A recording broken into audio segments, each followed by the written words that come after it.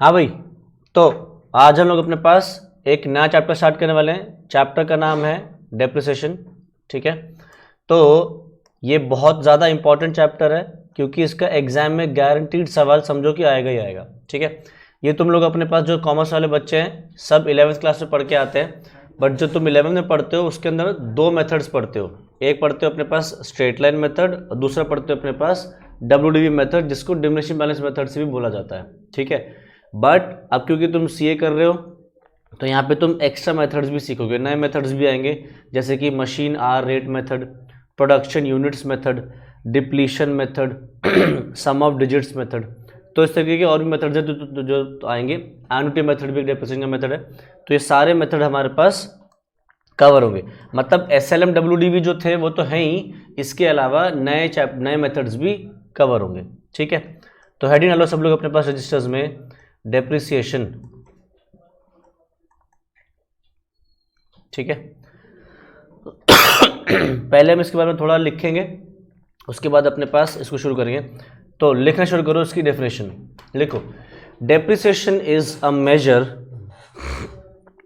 Depreciation is a measure of fall in the value, is a measure of fall in the value of a depreciable asset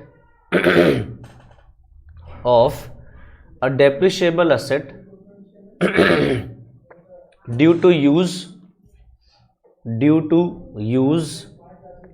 comma passage of time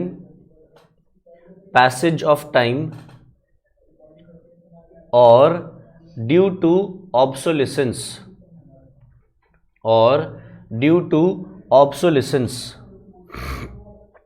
ठीक, अब नीचे लिखो reasons for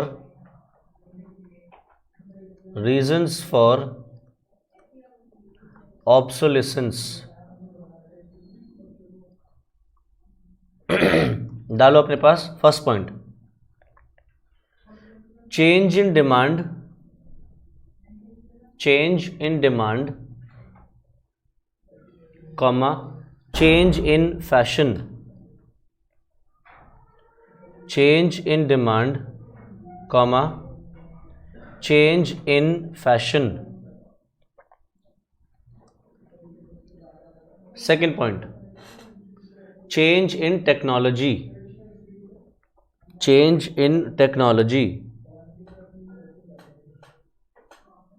third point, legal consideration।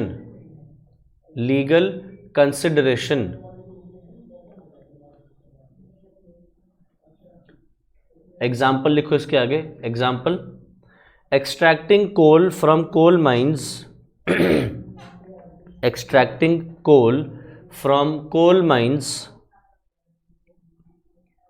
for a particular period,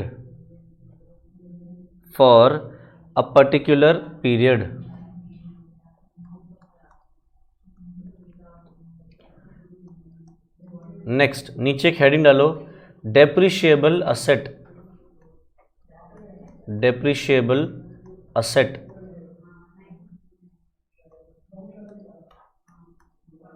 लिखो if an asset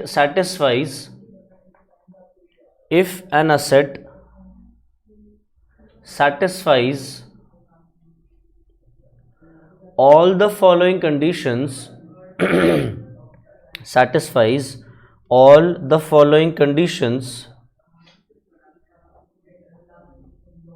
then it is considered as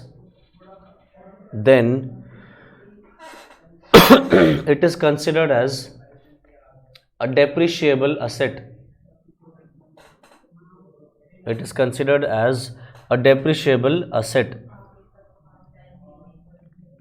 अब डालो इसमें first point, useful life of the asset is more than 1 year, useful life of the asset is more than 1 year।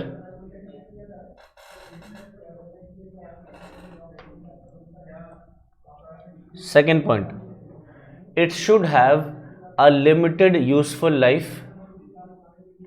It should have a limited useful life.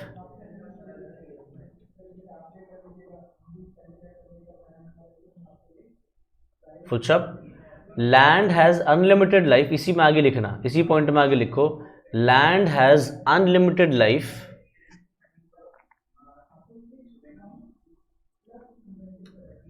And thus it is not a depreciable asset. Land has unlimited life and thus it is not a depreciable asset. Third point, it should be held for use. It should be held for use for use in production purposes. For use in production purposes, comma, rendering of services. Rendering of services or for administrative purposes, or for administrative purposes.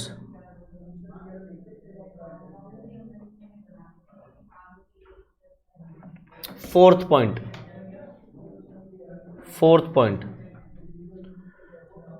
it should not be held for resale. It should not be held for resale in the ordinary course of business.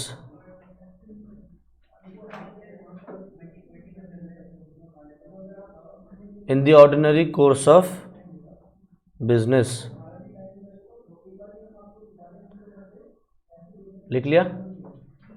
आगे next heading डालो,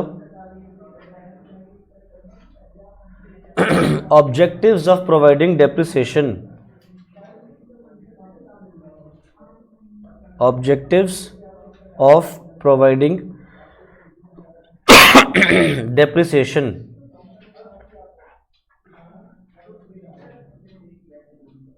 first point डालो इसके अंदर, for matching of expenses with revenue. For matching of expenses with revenue,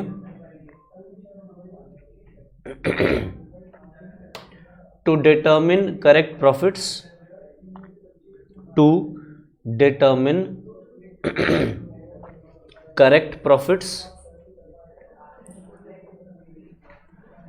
Second point, to show the correct financial position of the business. To show the correct financial position of the business.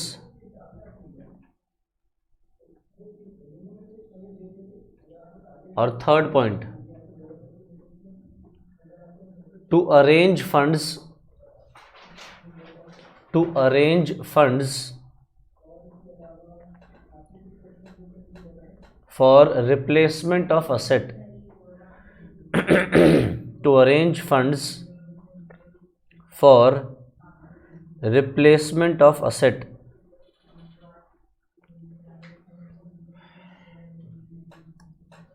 ठीक है, चलो लिखने वाला काम थोड़ा हो गया हमारा. ध्यान रखना, ये जो चैप्टर है हमारा डेप्रिसिएशन, इसके अंदर से थ्योरी भी आ सकती है. ऐसा नहीं है कि सिर्फ थ्योरी प्रैक्टिकल सवाल ही पूछा गया है, थ्योरी सवाल भी आ चुके हैं पास्ट में, तो तुमने इसको थ्योरी वाइज भी इंपॉर्टेंस देनी है. जैसे पिछला चैप्टर था बिल्स ऑफ एक्सचेंज, उसके अंदर भी थ्योरी आ सकती है, वैसे ही इसके अंदर से भी थ्योरी आ सकती है. ठीक है, चलो जी स्टार्ट करते हैं. अब देखते हैं हम अपने पास पहले डेप्रिसिएशन क्या है. तो तुम लोग अपने हिसाब से बताओ, बुक में नहीं देखना, रजिस्टर्स में नहीं देखना, सिर्फ अपने हिसाब से जनरल लैंग्वेज में तुम्हें क्या लगता है कि डेप्रिसिएशन क्या होता है? डेप्रिसिएशन क्या होता है? एक तरह का एक्सपेंस होता है. हाँ क्या हिमानी? एसेट की वैल्यू कम हो जाती है. अच्छा सर, एसेट की वैल्यू कम हो जाती है during the period of time. Asset की वैल्यू कम हो जाती है during the period of time. अच्छा जी, तुम कह रहे हो असेट की वैल्यू गिर जाती है। असेट की वैल्यू क्यों गिर जाती है?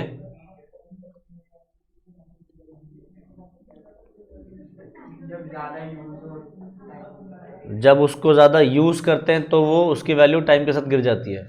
और कोई रीज़न?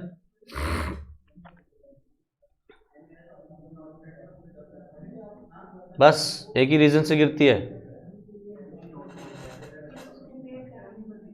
तो रिपेयर कराने में तो ठीक हो जाता है ना।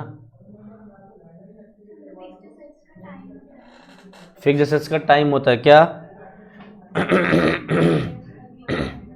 किसका टाइम होता है?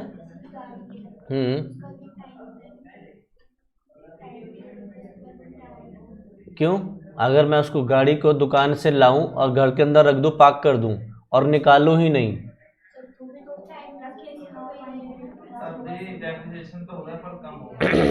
तो हवा पानी लगेगा तो भी डेप्रिशिएट होगा, खराब होगी, जंग लगेगा। अच्छा, प्लस खुद सोचो, अगर मैं एक नई गाड़ी लेके आया और उसको अपने गोदाम पे खड़ी कर दी, कुछ नहीं किया उसका, 5 साल 6 साल 10 साल तक नहीं निकाली, तो क्या मैं गाड़ी को उतने पे बेच पाऊंगा जितने पे मैं खरीद के लाया था? चलाई नहीं है मैंने। क्यों? क्यों हो जाएगी मार्केट वैल्यू कम? बाद नई टेक्नोलॉजी आ जाएगी, गाड़ी नई नई बनने शुरू हो जाएंगी। आज की डेट में अगर मैं तुमसे कहूँ कि पुरानी मारुति 800 चला लो, चलाओगे? नहीं। पुराने ज़माने की ब्रिटिशर्स की टाइम की गाड़ी दे दूँ, चलाओगे? जिनमें ना एसी है, ना पावर शेयरिंग है, ना ही उसके अंदर वो है म्यूज़िक स्पीकर है, कुछ नहीं है, चलाओगे? नहीं ना। आउटडेटेड टेक्नोलॉजी है, गाड़ी की उतनी स्पीड भी नहीं आएगी, 60-70 के ऊपर गाड़ी गड़गड़ गड़गड़ गड़ करने लगेगी, या तो गाड़ी बचेगी या तुम बचोगे, ऐसी हालत वाली गाड़ी नहीं चलाओगे ना। तो सेम चीज़, अगर आप आज की टाइम पे नई गाड़ी लेके आओ, उसको रख दो और उसको पड़ा रहने दो, तो 10 साल बाद, 6 साल 8 साल 10 साल बाद जब भी आपको गाड़ी की टेक्नोलॉजी नहीं मिलेगी, फिर हो सकता है उस समय तक तुम्हारे को टेस्ट ही न रहे उस गाड़ी का। अब यही नहीं कि गाड़ी को चाट रहे हो, टेस्ट से मतलब क्या है? टेस्ट से मतलब क्या है? आपको वो पसंद ही नहीं, आपको वो चाहिए ही नहीं गाड़ी के अंदर जो उस समय पे गाड़ी में था। सोचो, अगर तुम्हारे पास अभी जो एक गाड़ी है, अगर मान लो वो 8 साल 7 साल पुरानी हो चुकी है, अब नई गाड़ी को तुम देखते होगे तो तुम अपनी गाड़ी फीकी लगती होगी। क्या है इसमें, तो एयरबैग भी नहीं है, इसके अंदर स्टेयरिंग के अंदर बटन्स भी नहीं हैं, इसके अंदर ज़बरदस्त कूलिंग भी नहीं है, इसके अंदर वो रेन वाला वो भी नहीं है, वाइपर कि ऑटोमेटिक रेन सेंस करके वाइपर चलने लग जाए, ऑन करना पड़ता है ना। फिर इसके अंदर ABS नहीं है, अपने आप से ही फील होने लगता है यार ये गाड़ी यार अपनी पुरानी, पापा निकालो इसको, वो लाओ नई वाली जो आई है। करेक्ट? तो सेम चीज़ है, गाड़ी की वैल्यू सिर्फ यूज़ करने से ही नहीं गिरेगी, वक्त के साथ भी गिरेगी, खड़े खड़े भी, और क्योंकि टेक्नोलॉजी ऑब्सोलीट होगी तो ऑब्सोलीट होने से भी उसकी वैल्यू में गिरावट आती है। ठीक, अब ऑब्सोलीसेंस के रीजंस क्या क्या होते हैं? तो रीजंस हमने अपने पास लिखे हैं। सबसे पहले रीजन क्या है? Change in technology. चेक करो अपने पास, हमने पहले रीजन क्या लिखा है? Change in technology, comma change in fashion. Technology में बदलाव आया, चेंज इन फैशन आया। फिर चेंज इन डिमांड, आपको वो डिमांड ही नहीं है उस चीज़ की। ठीक, तीसरा क्या लिखा हमने? लॉफुल कंसिडरेशंस, लीगली भी आप बाइंड हो जाते हो। देखो क्या होता है, जैसे फॉर एग्जांपल जो कोल माइंस होती हैं, गोल्ड माइंस होती है, नेचुरल गैस के जो डिपॉजिट्स होते हैं, ये सब सरकार की प्रॉपर्टी होते हैं, ये किसी भी इंसान के लिए नहीं होते हैं। जो भी इंडिया के अंदर गैस पाइपलाइन, जो जहाँ से भी गैस निकल रहा है, तेल निकल रहा है, कोल माइंस जो निकल रही हैं, they are all government property, they are not the property of any individual, किसी इंसान की नहीं है। तो सरकार क्या करती है? ऑर्गेनाइजेशंस को वो उधार पे देती है, लीज पे देती है, और वो 20 साल 50 साल 100 साल के लीज पे मिलती है। जैसे ही वो लीज पीरियड खत्म होता है, वो ऑर्गेनाइजेशन अपना वो लीज गोल्ड माइन या नेचुरल गैस के डिपॉजिट सरकार को वापस कर देती है। तो क्योंकि वो एक पर्टिकुलर पीरियड के लिए ही मिला है, तो उतने पीरियड में ही उनको उसके लिए जो पेमेंट करी है वो राइट ऑफ करनी पड़ती है और दिखाना पड़ता है अपने पास एज एक्सपेंस। ठीक है, तो रीजंस हो गए हमारे पास। नेक्स्ट है हमारे पास डेप्रिशिएबल असेट क्या होता है। हमने देखो डेप्रिसिएशन की डेफिनेशन लिखी थी, क्या चेक करो डेप्रिसिएशन की डेफिनेशन क्या लिखी हमने कि depreciation is a measure of fall in the value of depreciable asset. मतलब डेप्रिशिएबल असेट की वैल्यू में जो गिरावट आई, तो सही डेप्रिशिएबल असेट क्या है, तो मैंने डेप्रिशिएबल असेट डेफिनेशन भी लिखवा दी है, उसको पढ़ो अपने पास। जो क्या कह रहा है, अगर एक असेट ये चार चीजें पूरी करता है, चार चीजें अगर पूरी करता है, तो उन्हीं चार चीजों को वो अगर पूरी करेगा तभी हम क्या कहेंगे कि वो असेट क्या है, डेप्रिशिएबल असेट है। अगर एक भी कंडीशन टूटी तो वो डेप्रिशिएबल असेट नहीं कहलाया जाएगा। तो सबसे पहला क्या लिखा हमने, it's useful life should be more than 1 year. ध्यान रखना वर्ड क्या लिखा है, यूजफुल लाइफ। असेट की दो लाइफ होती हैं, एक होती है यूजफुल लाइफ, एक होती है फिजिकल लाइफ। फिजिकल लाइफ का मतलब क्या है कि असेट फिजिकली दुनिया में कितना रहेगा, और यूजफुल लाइफ होती है कि वो कितने टाइम एक्चुअली में यूज हो सकता है। सर समझ नहीं आया। जैसे टेबल पे जिस पे मैं ये रखा हुआ मैंने कंप्यूटर, जिस चेयर पे तुम बैठे हो, ये जब तक इस चेयर के चार पहिए, चार पैर और इसके सामने जो टेबल लगी हुई है, जब तक ये तुम्हारे लिए काम आ रही है तब तक तो उसकी यूजफुल लाइफ है। जहां इसके 2 पैर 3 पैर टूट गए, क्या ये बैठने लायक हो जाएगी? नहीं। बट क्या ये फिजिकली खत्म हो जाएगी? अगर 3 पैर टूट भी गए तो क्या फिजिकली तो रहेगी ना। तो फिजिकल लाइफ ज्यादा होती है, यूजफुल लाइफ कम होती है। ठीक है, तो हमने अपने पास यूजफुल लाइफ को कंसीडर करना है, फिजिकल लाइफ को नहीं। ठीक है, क्योंकि बहुत इंपॉर्टेंट होता है फिजिकल लाइफ और यूजफुल लाइफ में डिफरेंस आइडेंटिफाई करना। ठीक है चलो जी आगे देखते हैं। अब पहला था it's useful life should be more than 1 year. दूसरा पॉइंट क्या लिखा, it should have a limited useful life. ऐसा ना हो कि यूजफुल लाइफ अनलिमिटेड हो, मतलब आपका असेट एक पॉइंट के बाद जाके खत्म हो जाना चाहिए, क्योंकि अगर वो खत्म ही नहीं हो रहा तो डेप्रेशन कैसे लगाओगे उस चीज पे। डेप्रेशन का मतलब ही क्या, असेट की वैल्यू में गिरावट आ रही है। आप तो गिरावट ला रहे हो बट असेट गिर ही नहीं रहा, असेट चलता ही जा रहा है, तो कब तक डेप्रिशिएट करोगे? यानी कि असेट आपका डेप्रिशिएट होने के लायक ही नहीं है। जैसे कि लैंड, जमीन एक ऐसी चीज है जो खत्म नहीं होगी, वो अनलिमिटेड है, तो फिर आप उसके ऊपर कभी भी डेप्रिसिएशन चार्ज नहीं कर सकते। ठीक। तीसरी चीज क्या लिखी, जो डेप्रिशिएबल असेट है it should be held for use in production of goods, rendering of services और एडमिनिस्ट्रेटिव पर्पसेस या रेंटल टू अदर्स। किसी और को रेंट पे देना हो तो उसके लिए भी काम आ सकती है। तो इमेजिन करो अपने पास एक हॉस्पिटल इमेजिन करो। तो तुम हॉस्पिटल में जब घुसते हो तो क्या होता है, अंदर घुसते ही सिक्योरिटी चेक हुआ तो तुम देखते हो तुम्हारे सामने एक रिसेप्शन होगा। रिसेप्शन पे जाते हो तो क्या बोलते हो कि भैया मुझे इस डॉक्टर से मिलना है, तो वो डॉक्टर का तुम्हारे को एक बिल बना के देते हैं। तो क्या करते हैं, एक कंप्यूटर पे लिखा हुआ होगा और कंप्यूटर से क्या करेंगे, ऑर्डर प्लेस करेंगे कि तुम्हारे को किस डॉक्टर से मिलना है, कितनी फीस है, सब चीज़ तुम्हारे को प्रिंट आउट करके देंगे। तो वहाँ पे एक कंप्यूटर रखा है, एक प्रिंटर रखा है, एक टेबल है जिसपे वो काम रखा हुआ होगा, एक चेयर जिसपे वो बैठी होगी रिसेप्शनिस्ट। तो वो क्या कर रहे हैं, फिक्स असेट्स को यूज़ कर रहे हैं, असेट को यूज़ कर रहे हैं। तो वो असेट किस लिए यूज़ हो रहा है, सर्विसेज देने के लिए। ठीक। फिर तुम डॉक्टर के पास जाते हो, डॉक्टर के रूम में जाते हो, वहाँ पे डॉक्टर एक टेबल चेयर के सामने बैठा होगा। ठीक। वो इक्विपमेंट यूज़ कर रहा होगा, स्टेथोस्कोप यूज़ कर रहा होगा, कोई मशीन्स यूज़ कर रहा होगा, तो वो भी सब क्या काम आ रही है, सर्विसेज देने के काम आ रही है।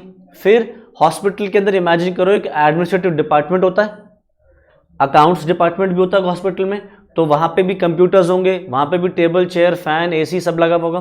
तो वो सब क्यों यूज़ हो रहा है, एडमिनिस्ट्रेटिव पर्पसेस के लिए यूज़ हो रहा है। तो डेप्रिशिएबल असेट एक ऐसा असेट होना चाहिए जो गुड्स बनाने के काम आए, सर्विसेज देने के काम आए, एडमिनिस्ट्रेशन में काम आए, या हमने दूसरों को रेंट पे दे रखा है उसके भी काम आ सकता है। ठीक है। और चौथी चीज, it should not be held for resale in the ordinary course of business. आपने जो वो असेट लिया है वो असेट आप आगे चल के उसको बेचोगे नहीं अपने नॉर्मल कोर्स ऑफ बिजनेस में। जैसे कि फॉर एग्जांपल मारुति है, मारुति कार्स बनाता है। ठीक है, तो देखते हैं वो जो कार्स बना रहा है क्या वो डेप्रिशिएबल असेट हैं। पहला, क्या उसकी useful life more than 1 year है? दूसरा, क्या उसकी लिमिटेड यूजफुल लाइफ है? है। क्या उसको हम यूज कर सकते हैं for production of goods, rendering of services, administrative purposes and rental to others? क्या गाड़ी से सर्विसेज प्रोवाइड कर सकते हो? एडमिनिस्ट्रेटिव पर्पज कर सकते हो। चौथा, क्या मारुति उस गाड़ी को रीसेल पर्पसेस के लिए लाया है या अपने बिजनेस में चलाने के लिए लाया है? रीसेल पर्पस के लिए लाया है। वो अपने पास क्यों रखेगा, उसको तो बेचनी है। तो गाड़ी बेचना है उसको क्या है, ऑर्डिनरी कोर्स ऑफ बिजनेस। तो फिर वो जो गाड़ियां वो बना रहा है वो उसके लिए डेप्रिशिएबल एसेट नहीं कहलाई जाएगी। वो क्या कहलाया जाएगा उसके लिए? वो क्या कहलाया जाएगा उसके लिए? इन्वेंट्री, स्टॉक है उसका, वो वही तो बेचता है गाड़ियां, तो वो क्या है उसके लिए? इन्वेंट्री या फिर स्टॉक। ठीक है, तो हमने चारों चीजें पूरी करनी है कंडीशंस। अगर एक भी कंडीशन टूटी तो हम क्या कहेंगे, ऑटोमेटिकली असेट हमारा डेप्रिशिएबल असेट नहीं है। ठीक है, नेक्स्ट फिर हमने लिखा अपने पास ऑब्जेक्टिव्स ऑफ प्रोवाइडिंग डेप्रिसिएशन। तो ऑब्जेक्टिव्स में देखो हमने सबसे पहले क्या लिखा, to meet the expenses with revenue to generate correct profits.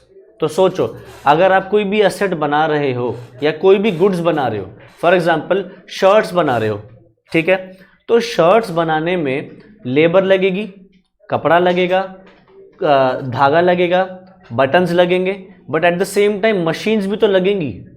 तो मशीन, जो सिलाई की मशीन है उससे बनेगा, तो जो मशीन से बन रहा है क्या वो भी डेप्रिशिएट नहीं हो रही यूज करने पे? हो रही है। तो क्या वो शर्ट की कॉस्ट में उतना डेप्रिशिएशन ऐड होना चाहिए या नहीं? होना चाहिए, क्योंकि आप जितने भी खर्चे होते हैं सब शर्ट की कॉस्ट में ऐड करते हो, फिर उसमें प्रॉफिट ऐड करके उसको बेचते हो।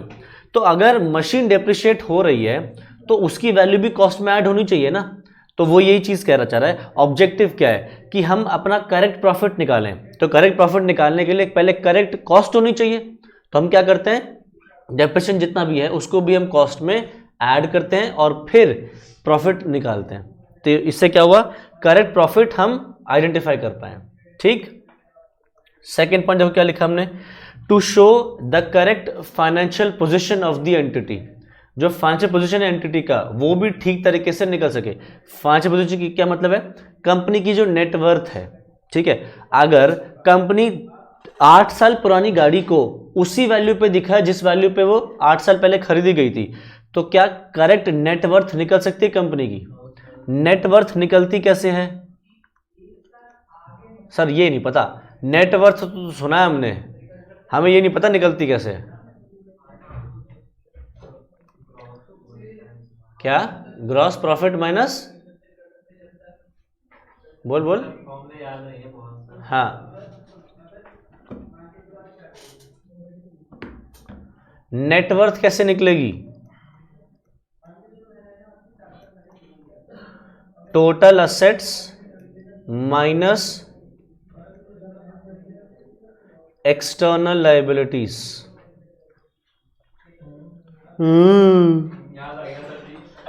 कंपनी के जितने भी असेट्स हैं उसमें से अगर माइनस कर दो एक्सटर्नल लायबिलिटीज तो कंपनी की नेटवर्थ निकल जाएगी। तो कंपनी की करेक्ट फाइनेंशियल पोजीशन, अगर मैं असेट्स को आज भी 8 साल पुरानी वैल्यू पे दिखाऊं जब खरीदा था, तो क्या मेरे करेक्ट असेट्स रिकॉर्ड कर रहा हूं मैं? नहीं, असेट्स रिकॉर्ड करने चाहिए आज की वैल्यू के ऊपर कि भाई आज अगर बेचो तो कितना मिलना चाहिए अप्रोक्सीमेट। तो अगर मैं ये दिखा रहा हूं पुरानी और ये दिखा रहा हूं आज की, तो मुझे क्या लगेगा, मेरी नेटवर्थ तो बहुत ज्यादा है। क्यों? क्योंकि 8 साल पुराना असेट ज्यादा वैल्यू पे होगा और लायबिलिटीज थोड़ी कम होंगी, तो मुझे क्या दिखेगा कि भैया नेटवर्थ मेरी बहुत ज्यादा है, जबकि एक्चुअली में क्या होगी, कम होगी। ठीक, और तीसरा पॉइंट क्या है, to arrange funds for replacement of asset. हम फंड्स रिप्लेस करने के, असेट रिप्लेस करने के लिए भी पैसा जोड़ते हैं यहां से। सर ये कैसे हुआ, सोचो बताओ, ऐसा कैसे हो सकता है कि फंड्स अरेंज हो जाते हैं फॉर रिप्लेसमेंट? बोलो।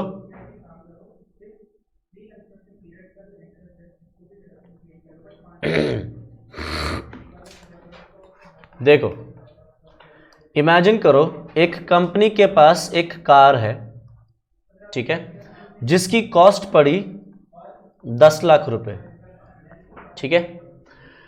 कंपनी इसको 10 साल में राइट ऑफ कर देगी। 10 साल में कंपनी कह रही है मेरे लिए एसेट जीरो जाएगा, मेरे लिए कार जीरो जाएगी। तो डेप्रिसिएशन हर साल का कितना होना चाहिए? हर साल का डेप्रिसिएशन कितना अमाउंट में होना चाहिए? 1 लाख। अगर इसकी लाइफ में कह रहा हूं, गाड़ी की लाइफ है 10 ईयर्स, 10 साल में खत्म हो जाएगी, तो टेक्निकली मुझे हर साल 1-1 लाख रुपए राइट ऑफ कर दूं, 1-1 लाख रुपए का डेप्रिसिएशन लगाऊं, मेरा एक्सपेंस आ जाएगा, डेप्रिसिएशन निकल जाएगा। 1 लाख, 1 लाख, 5, 6, 7, अरे यार 8, 9 और 10 हो गया।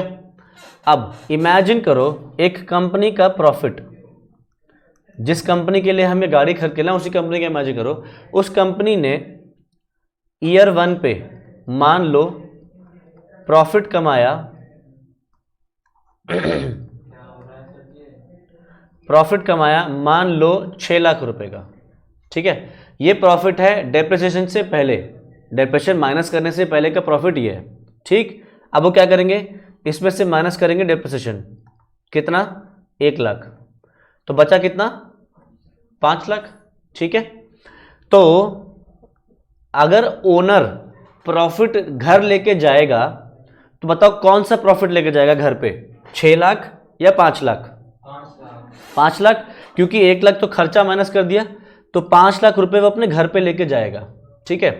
अगर ध्यान से देखो तो क्या इस डेप्रिसिएशन के लिए ये जो खर्चा हमने दिखाया है पहले साल में, क्या इसके लिए कैश पे करके आए हो कि लो जी डेप्रिसिएशन के 1 लाख रुपए ले लो, जैसे रेंट दे के आते हो क्या वैसी डेप्रिसिएशन खर्चा दे के आते हो कि लो जी गाड़ी का डेप्रिसिएशन लग गया ले लो 1 लाख रुपए ले लो? नहीं, तो कंपनी ने डेप्रिसिएशन दिखा दिया 1 लाख रुपए, जो कि क्या है, एक नॉन कैश एक्सपेंस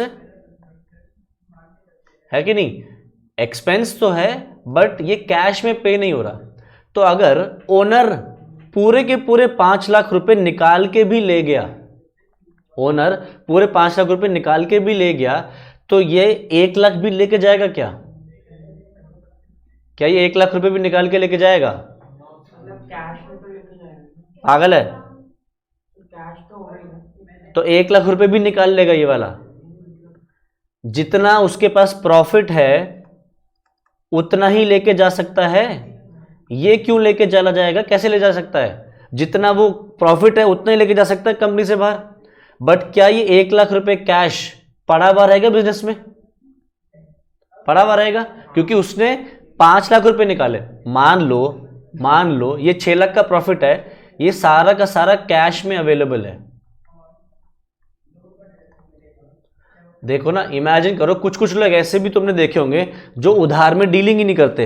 वो कहते हैं आज नकद कल उधार, है ना। तो क्या कहते हैं, कैश में ही बेचेंगे, उधार पे तो बेचते ही नहीं हम जी। तो उसके पास प्रॉफिट भी कैसा होगा? सारा कैश में। तो ये प्रॉफिट भी कैश में पड़ा उसके पास। 1 लाख रुपए उससे डेप्रिसिएशन चार्ज किया, तो प्रॉफिट कितना बचा? 5 लाख। तो जब ये प्रॉफिट कैपिटल में डालेगा तो ड्रॉइंग्स भी तो कैपिटल से इतनी ही कर सकता है प्रॉफिट की। क्या ये 1 लाख रुपए भी निकाल लेगा? नहीं। तो ये 1 लाख रुपए कैश उसके पास बच रहा होगा, ठीक। ईयर 2 में उसको फिर प्रॉफिट हो रहा है, मान लो ईयर 2 में प्रॉफिट हो रहा है 8 लाख रुपए। ईयर 2 में क्या करेगा? फिर माइनस करके डेप्रिसिएशन कितना? 1 लाख। प्रॉफिट आफ्टर टैक्स कितना हो गया? 7 लाख। तो अब कितना निकाल के लेके जा सकता है मैक्सिमम? 7 लाख। यानी कि 1 लाख रुपए ये वाला फिर से कैश अवेलेबल होगा। ऐसे करते करते अगले 10 साल तक वो हर साल 1-1 लाख रुपए जोड़ता चला जाएगा, करेक्ट। और 10वें साल पे उसके पास कितने रुपए जमा हो जाएंगे? 10 लाख रुपए जमा हो जाएंगे, जिससे कि क्या कर सकता है? नई गाड़ी ले सकता है। तो क्या हुआ? डेप्रिसिएशन लगाने से हमने अरेंज कर लिए पैसे for replacement of asset. Asset को रिप्लेस करने के लिए पैसा अरेंज हो गया। तो यही ऑब्जेक्टिव में तीसरा पॉइंट लिखा है, to arrange funds for replacement of asset, ठीक। महंगा हो गया तो बचा हुआ पैसा एक्स्ट्रा डालोगे, ऑब्वियसली महंगा होगा। ऐसा तो नहीं कि 10 साल बाद गाड़ी उतने की मिल जाती कि अभी की मिलेगी, हो सकता है कि आपको महंगी पड़े, तो जब बचे पैसे डाल लोगे। ऐसा तो नहीं ना कि पूरा पैसे एक साथ अरेंज करना पड़ेगा, ऐसा तो अरेंज होता चला जा रहा है ना ओवर द ईयर्स। ठीक, तो ऑब्जेक्टिव्स में हमारे पास 3 पॉइंट्स आ गए। यहां तक कोई डाउट है किसी को तो बताओ। चक दे पट्टे नब दे गिल्ली, आगे बढ़े। तो नेक्स्ट अपने पास हेडिंग डालो, मेथड्स ऑफ प्रोवाइडिंग डेप्रिसिएशन।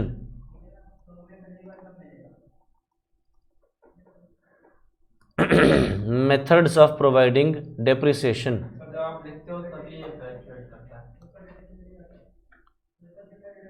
लिखो फर्स्ट पॉइंट,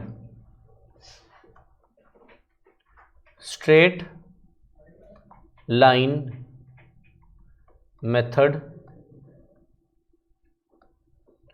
इसका दूसरा नाम है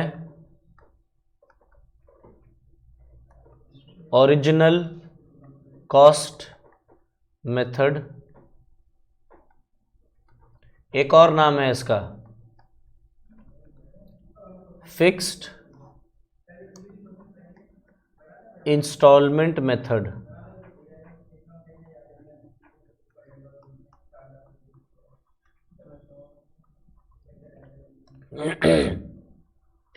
ठीक है, चलो अंडरलाइन कर लो, इसके बारे में हम लिखना शुरू करेंगे। अंडर दिस मेथड, लिखो under this method the depreciation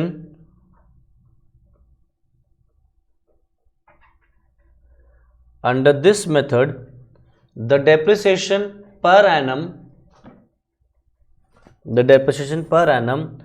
remains the same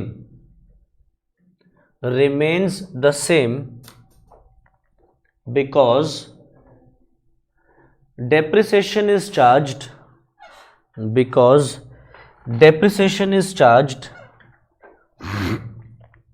on original cost every year, because depreciation is charged on original cost every year। इसका एक फॉर्मूला लिखो, depreciation per annum is equal to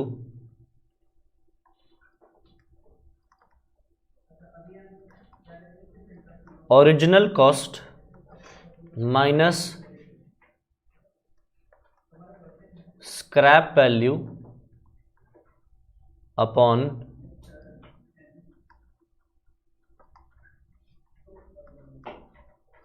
useful life of asset.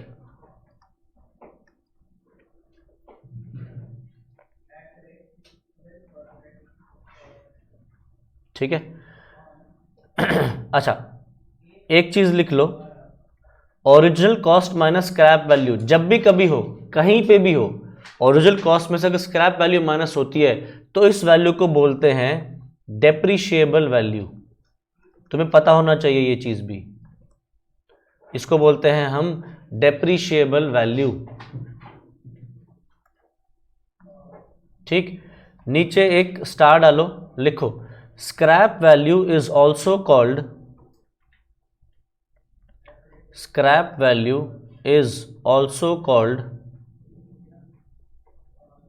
salvage value और residual value।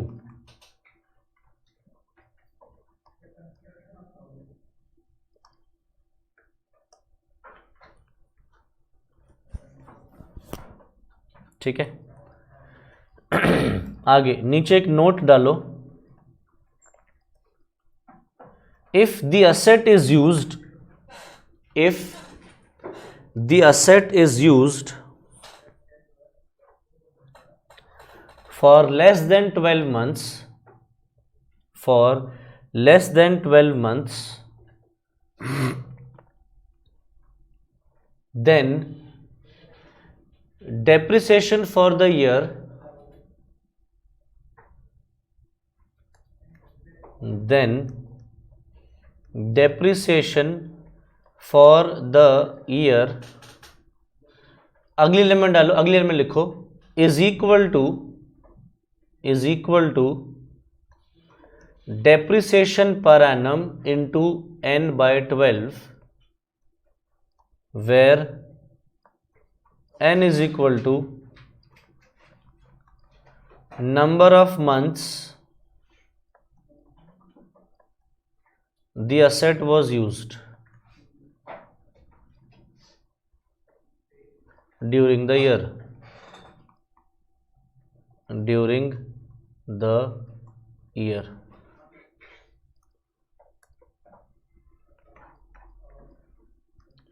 आगे नीचे एक formula लिखो, rate of depreciation is equal to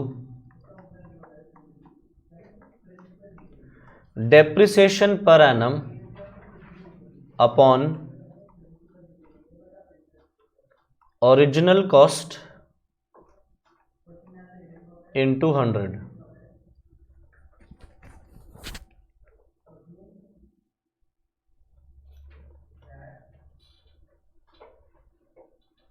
ठीक है, नेक्स्ट आगे नीचे लिखो, how to calculate original cost. How to calculate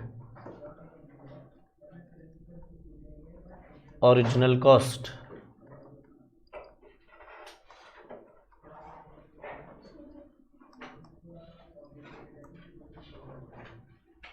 लिखो, एक फॉर्मूला है लंबा चौड़ा, तो लिखना शुरू करना.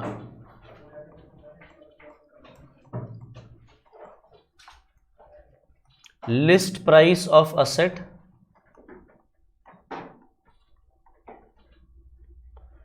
Minus trade discount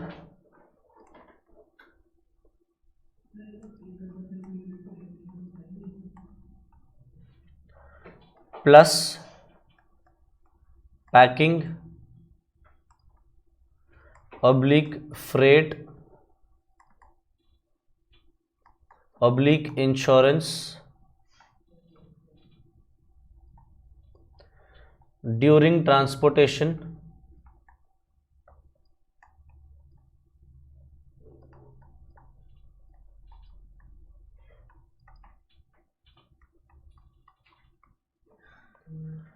plus non-refundable duties and taxes, non-refundable duties and taxes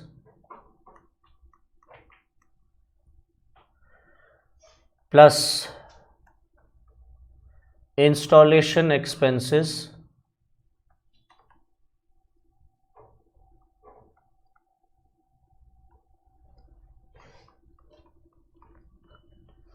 plus licence fees paid to the government, example road tax,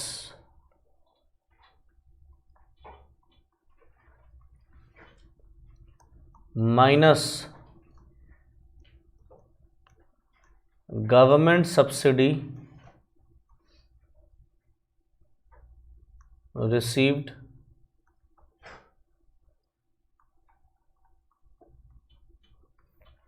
minus amount paid bye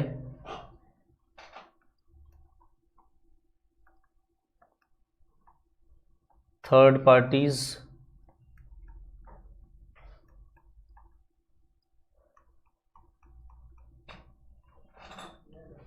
plus trial run costs plus borrowing cost.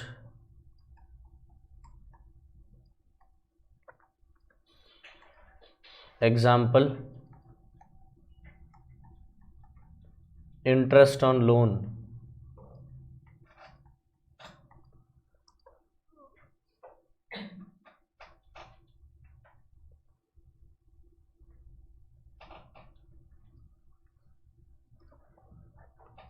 Add कर दो सबको तो आ जाएगा original cost.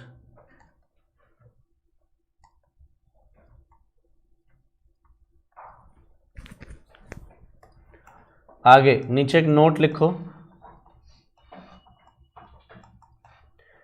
Cash discount will not be deducted,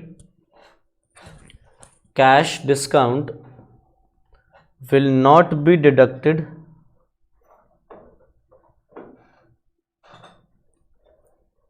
from the cost of asset,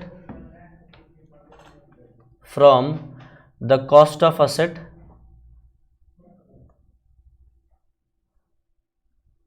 full stop. It should be separately disclosed, it should be separately disclosed in P&L account,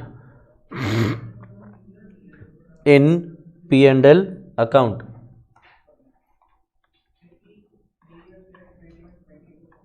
ठीक, last फिर हम एक साथ समझना शुरू करेंगे। जर्नल एंट्रीज,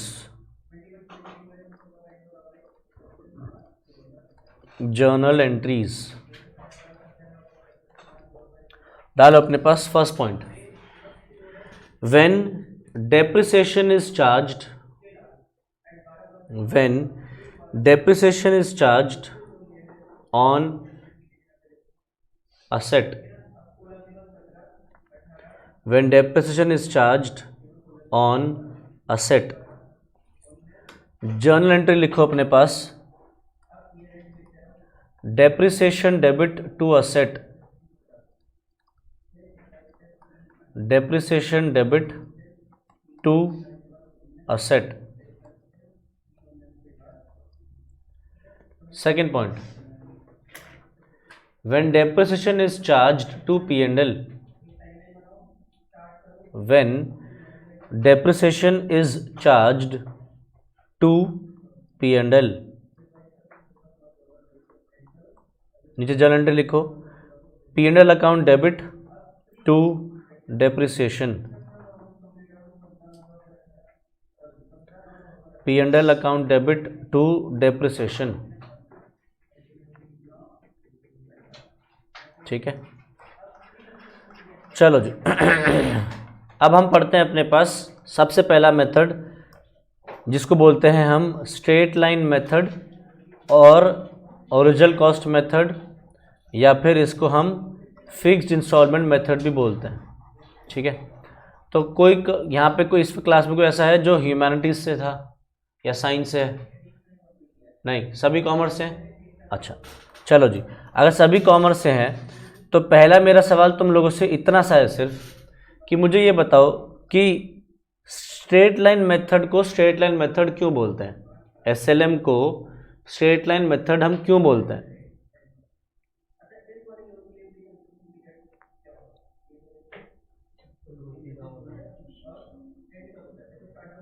क्या sir original उसमें लगता है, मतलब कि फिक्स एसेट पे हर साल बराबर लगता है, हर साल बराबर लगता है? ठीक है, तो स्ट्रेट लाइन मेथड क्यों बोल रहे हैं? हर साल बराबर लगता है तो ये नाम बोले तो समझ में आता है। फिक्स्ड इंस्टॉलमेंट, हर साल सेम लगता रहेगा तो इसका ये नाम पढ़े तो समझ में आता है। स्ट्रेट लाइन मेथड क्यों बोल रहे हैं भैया? नालायक, उसके नाम से दिख रहा है क्या है? Straight line. अगर हर साल डेप्रिसिएशन सेम लगता है तो अगर इसको तुम ग्राफ पे प्लॉट करोगे तो सीधी लाइन खींचेगी, सीधी। अभी जैसे हमने एक एग्जांपल लिया कि गाड़ी पे डेप्रिसिएशन लगा रहे हो हर साल 1-1 लाख रुपए, ठीक? तो अगर मैं इसको ग्राफ पे डालूं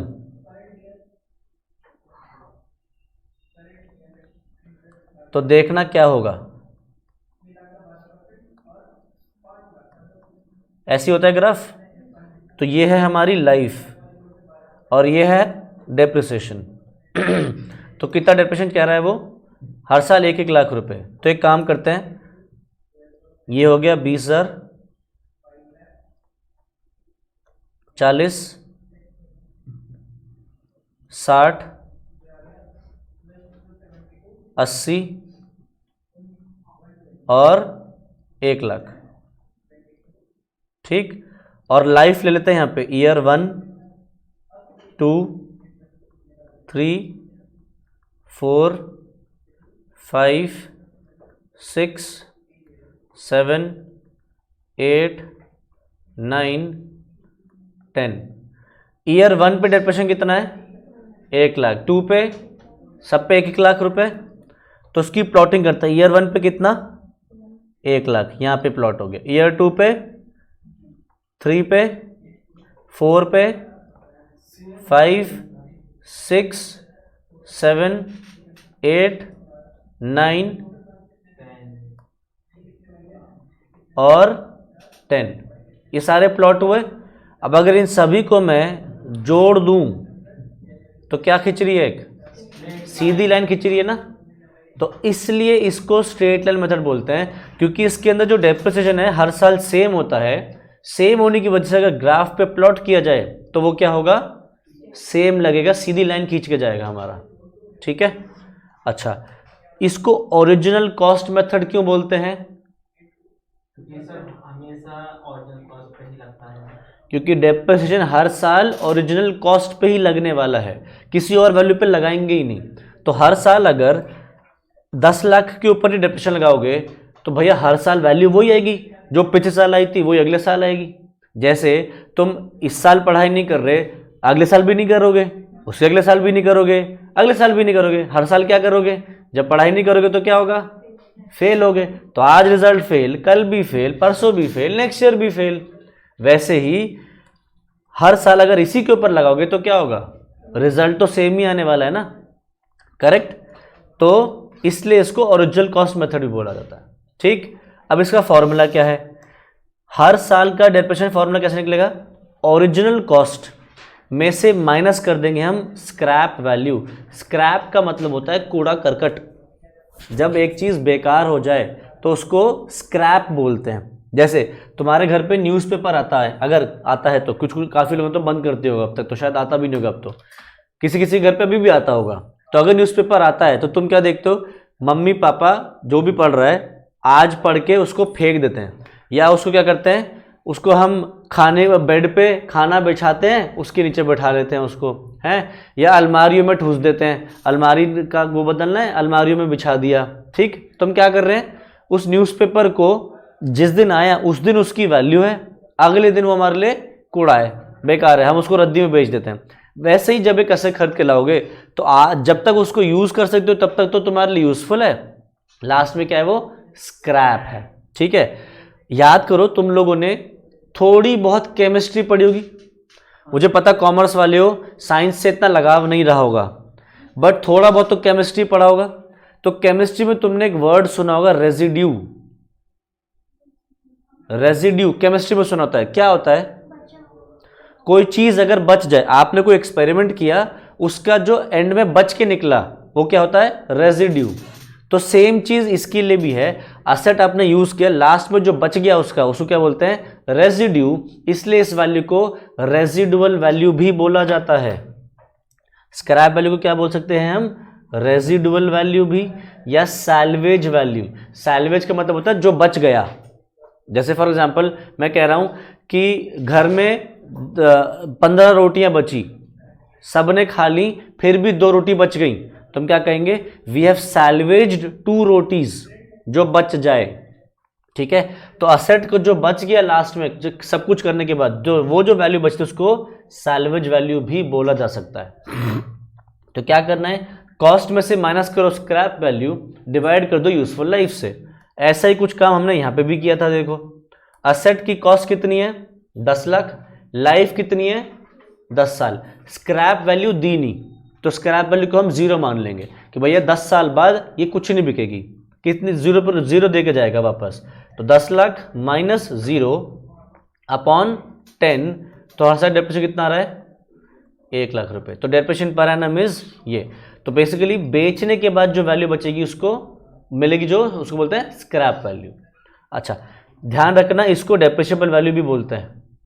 ये आगे के मेथड्स में भी आने वाला है, ठीक है, जो और मेथड्स हम पढ़ेंगे कि असेट की कॉस्ट में से कुछ भी माइनस करोगे तो डेप्रिशिएबल वैल्यू आएगी। एक चीज मैं और क्लियर करना चाहता हूं, बार बार बच्चों को एक कंफ्यूजन पैदा रहता है। अगर तुमने जैसे ये गाड़ी ली थी, गाड़ी की कॉस्ट कितनी थी? 10 लाख। 10 लाख में से तुमने पहले साल का डेप्रिसिएशन कितना माइनस किया था?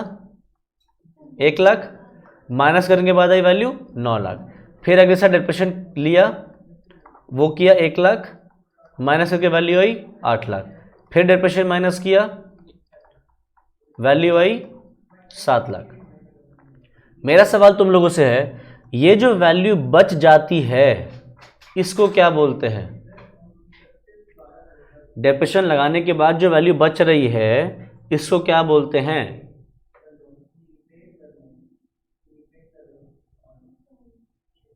हाँ बोलो क्या? Residual value. रेजिडुअल वैल्यू होती है वो वैल्यू जो आपको असेट को बेच के मिलने वाली है।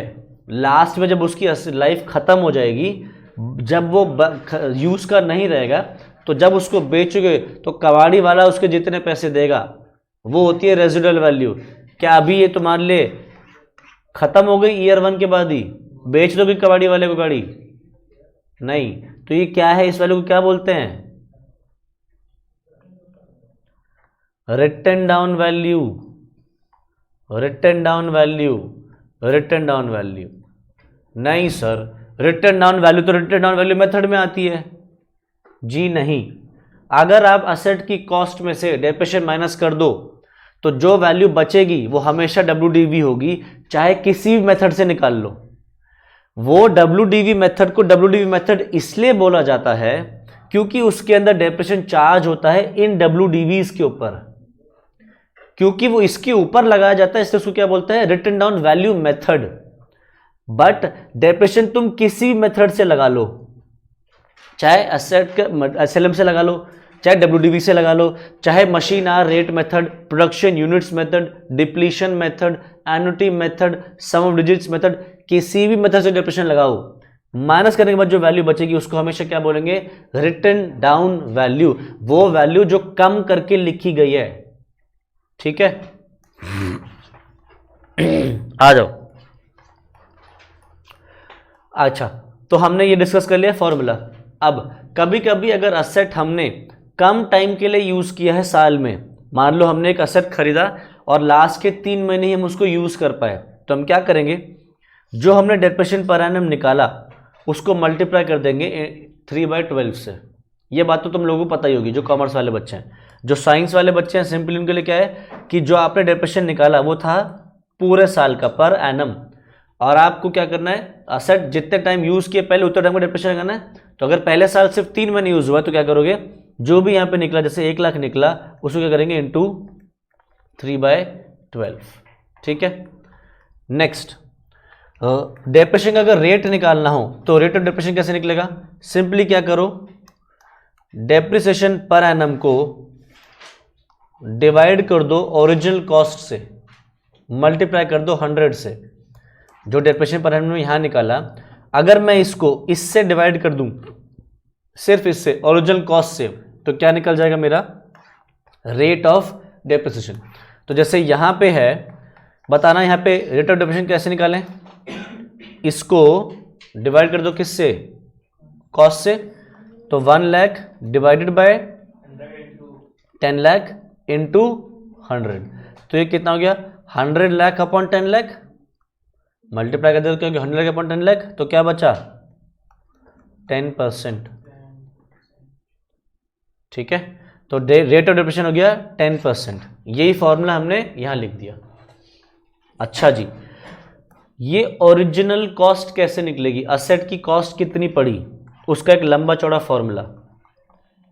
List price of the asset. Asset की लिस्ट प्राइस से मतलब होता है दुकान पे जब जाओगे तो हर दुकान पे सामान की उन्होंने एक लिस्ट बना रखी थी कि कौन सा सामान कितने का बिकेगा। तो वो जो लिस्ट प्राइस है वो लो, माइनस करो उसमें से ट्रेड डिस्काउंट, ऐड करो उसमें packing, freight, insurance during transportation. अपने गोदाम तक लाने का जो भी तुम पैकिंग का खर्चा, फ्रेट का खर्चा, इंश्योरेंस का खर्चा पे कर रहे हो वो उसी कॉस्ट में ऐड हो जाएगा। Non refundable duties and taxes, ये भी ऐड हो जाएगा। कोई बता सकता है ये क्या होता है? Non refundable duties and taxes क्या होगा ये?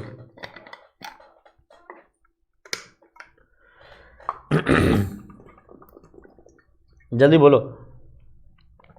सर जो अगर बाहर से दूसरे देश से सर अगर मशीन मंगवाएंगे तो सर जो टैक्स लगता है वो वापस करना पड़ेगा। जैसे गाड़ी खरीदने में जो टैक्स लगता है वो वापस करना। गाड़ी खरीदने में जो टैक्स मिलता है, हाँ, जो नॉन रिफंडेबल मिलता नहीं सर, देना पड़ता है। Non refundable duties and taxes से यहाँ पे मतलब होता है वो टैक्सेस या वो ड्यूटीज जो आपने पीछे तो पे करी बट आप आगे अपने कस्टमर से वो रिकवर नहीं कर सकते। जैसे तुम लोग 11th क्लास में थे, तुम्हें एक कॉन्सेप्ट सिखाया गया था जीएसटी का। जीएसटी सुना सुना सा तो लग रहा है, हमें पता नहीं है, याद है कुछ थोड़ा बहुत? जीएसटी में सिखाया जाता है कि अगर आपने इनपुट जीएसटी पे किया है तो आउटपुट जीएसटी जो आप कलेक्ट करोगे उसमें से आप इनपुट जीएसटी सेट ऑफ कर सकते हो। सुना है? थोड़ा बहुत याद आ रहा है? नहीं सर, हमें आधों को तो पता है, आधों की तो मुंडी हिल गई, आधों की तो मुंडी ही नहीं ली, आधों को तो पता ही नहीं। जैसे फॉर एग्जाम्पल ये हो तुमने पीछे से किसी से रॉ मटेरियल खरीदा, उस रॉ मटेरियल पे तुमने जीएसटी पे करा, मान लो 10 रुपये का, ठीक है। फिर तुमने अपने सामान पे कुछ प्रोसेसिंग करी, प्रोसेसिंग करके तुमने अपना एक फिनिश गुड्स बना लिया। अब तुम ये फिनिश गुड्स कस्टमर को सेल कर रहे हो, ठीक है। अब जब तुम कस्टमर को सेल करो तो कस्टमर से जीएसटी लोगे। मान लो तुमने कस्टमर से जीएसटी लिया 15 रुपये, ठीक है। तुम पीछे कितना पे करके आए थे जीएसटी? 10 रुपये। तो सरकार तुमसे क्या कहती है कि तुमने जीएसटी जो अभी लिया है 15 रुपये, तुम ये अपने पास तो रख नहीं सकते। सरकार क्या कह रही है? जीएसटी कलेक्ट करना तुम्हारा अधिकार नहीं है, तो मतलब जीएसटी रखना तुम्हारा अधिकार नहीं, कलेक्ट करो और फिर क्या करो, मुझे दे दो।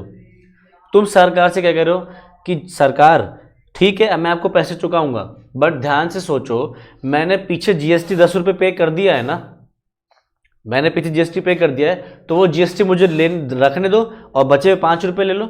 तो सरकार क्या कहती है? हाँ भाई बात तो ठीक कह रहा है तू। तो वो जो तुमने पीछे जीएसटी पे करा है 10 रुपये, वो माइनस हो जाता है और 5 रुपये का जीएसटी तुम्हें क्या करना पड़ता है? सरकार को सबमिट करना पड़ता है। तुम ये अपने पास नहीं रख सकते, ये सरकार को दोगे और ये अपने पास रख लोगे। तो हुआ क्या?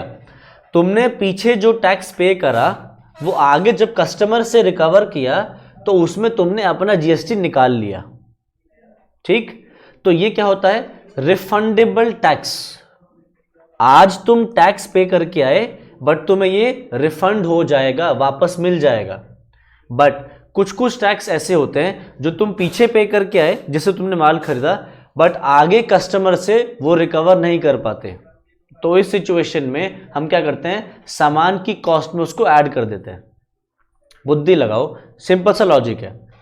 अगर तुमने रॉ मटेरियल खरीदा फॉर एग्जांपल 100 रुपये का, रॉ मटेरियल खरीदा 100 रुपये का, और मैं तुमसे कह रहा हूं कि उस पर तुम जीएसटी पे करो 10 रुपये, तो टोटल तुम कितना पे करके आए? 110 रुपये पे करके आए। अब अगर मैं तुमसे कहूं कि तुम ये 10 रुपये जो तुमने यहां जीएसटी पे करा है, ये तुम्हें आगे कस्टमर से वापस मिलेगा नहीं, मतलब ये तुम्हें ही भुगतना पड़ेगा। अभी तो मैंने तुमसे क्या कहा कि 10 रुपये तुम कस्टमर जब 15 रुपये दे उसमें 10 रुपये काट लेना। अगर मैं तुम्हें काटने ना दूं तो तुम क्या कहोगे कि ये 10 रुपये मैं क्यों भुगतूं, कस्टमर पे करे, सरकार करिए, नहीं तुम्हें बेयर करना पड़ेगा। तो तुम क्या करोगे? सामान महंगा कर दोगे। तुम कस्टमर से रिकवर करोगे, तुम नहीं उठाना चाहोगे, मैन्युफैक्चरर। तो तुम क्या करोगे? 110 रुपये पे प्रोसेसिंग का कॉस्ट ऐड करोगे और अपना माल जो है वो महंगा कर दोगे। ठीक, तो तुम क्या कर रहे हो, 10 रुपये कस्टमर से ही रिकवर करो, क्योंकि आगे चल के तुम्हें ये 10 रुपये रिफंड नहीं होने वाले। सेम चीज मैं कह रहा हूं, असेट के अंदर भी चीज करोगे तुम। ये तो तुमने अभी किस में किया, रॉ मटेरियल में किया ना। अब अगर ये चीज मैं तुमसे कह रहा हूं कि तुम एक गाड़ी खरीद के ला रहे हो, उस पर तुम जीएसटी पे कर रहे हो, और सरकार तुमसे क्या कह रही है, तुमने गाड़ी पे जितना जीएसटी पे करा है ये तुम आगे अपने कस्टमर से नहीं ले सकते, तो तुम क्या करोगे, अपनी गाड़ी की कॉस्ट बढ़ा दोगे या अपने मशीनरी की कॉस्ट बढ़ा दोगे। क्या कहोगे, फिर मैं महंगा करके बेचूंगा, मैं सामान महंगा कर दूंगा, ऑटोमेटिकली क्या होगा, मैं अपने वो 10 रुपये रिकवर कर लूंगा।